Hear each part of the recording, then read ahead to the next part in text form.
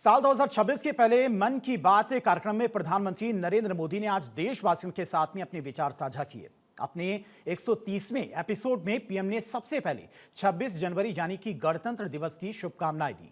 PM ने कहा कि कल पूरा देश अपना 77वां गणतंत्र दिवस मनाएगा और ये वही दिन है जब हमारा संविधान लागू हुआ था। उन्होंने देश के लोगों को याद दिलाया कि लोकतंत्र की असली ताकत देश का नागरिक और उसका वोट होता है। पीएम ने आज नेशनल वोटर्स डे के मौके पर युवाओं से अपील की कि वे लोकतंत्र के इस महापर्व में बढ़ चढ़कर हिस्सा लें। प्रधानमंत्री मोदी ने आज के एपिसोड में विशेष रूप से उन युवाओं का जिक्र किया जो इस साल पहली बार मतदाता बनने जा रहे हैं। पीएम ने कहा कि 18 साल की उम्र पूरा करना और वोटर आईडी कार्ड मिलना किसी भी भारतीय के जीवन का एक बड़ा पड़ाव होता है।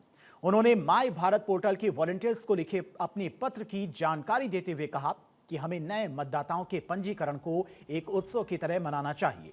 पीएम ने जोर देकर कहा कि मतदाता ही लोकतंत्र की आत्मा होता है और उसकी सक्रियता ही देश को विकसित बनाने का सबसे बड़ा आधार।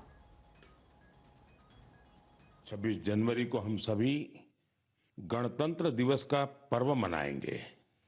इसी दिन हमारा संविधान लागू हुआ था। 26 जनवरी का ये दिन हमें अपने संविधान निर्माताओं को नमन करने का अवसर देता है।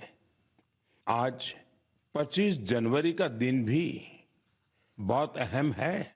आज नेशनल वोटर्स डे है, मतदाता दिवस है।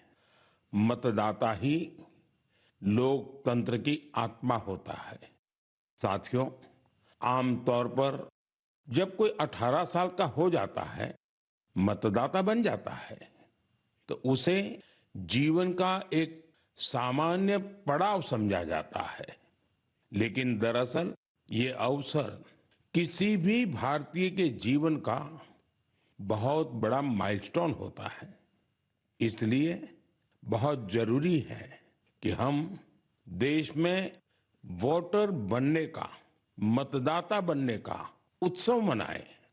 जैसे हम जन्मदिन पर शुभकामनाएं देते हैं और उसे सेलिब्रेट करते हैं, ठीक वैसे ही जब भी कोई युवा पहली बार मतदाता बने तो पूरा मोहल्ला, गांव या फिर शहर एकजुट होकर उसका अभिनंदन करें और मिठाइयां बांटी जाए। इससे लोगों में वोटिंग के प्रति जागरूकता बढ़ेगी। इसके साथ ही यह भावना और सशक्त होगी कि एक वोटर होना कितना मायने रखता है।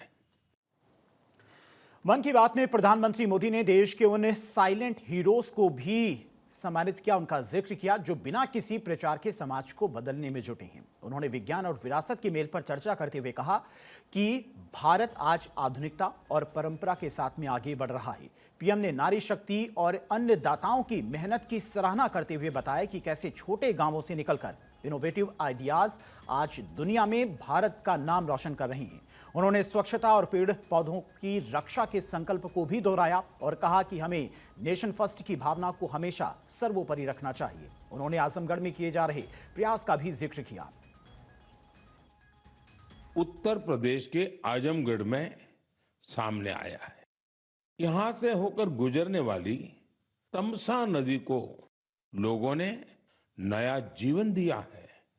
तमसा केवल एक नदी नहीं, बल्कि हमारी सांस्कृतिक और आध्यात्मिक विरासत की सजीव धारा है।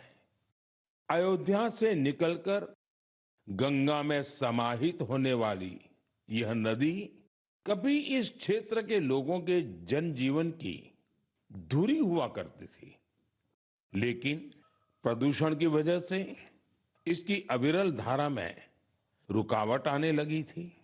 गाद, कूड़ा कचरा और गंदगी ने इस नदी के प्रवाह को रोक दिया था।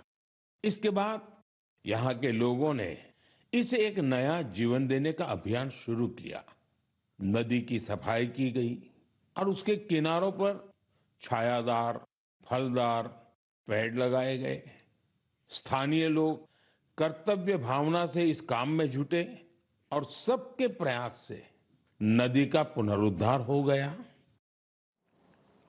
आज के कार्यक्रम की एक और खास बात रही कि बीजेपी के नए राष्ट्रीय अध्यक्ष नितिन अभी ने उत्तर प्रदेश के मुख्यमंत्री योगी आदित्यनाथ के साथ मथुरा के वृंदावन में बैठकर ये कार्यक्रम सुना। पीएम ने अंत में कहा कि साल 2026 का ये साल नई उम्मीदों और संकल्पों का साल है। उन्होंने देशवासियों से आग्रह किया कि वे विकसित भारत के सपने को साकार करने के लिए मिलकर काम करें। पीएम ने विश्वास जताया कि सामूहिकता की शक्ति से हम हर चुनौती को पार कर लेंगे और भारत को दुनिया के शिखर पर ले जाएंगे।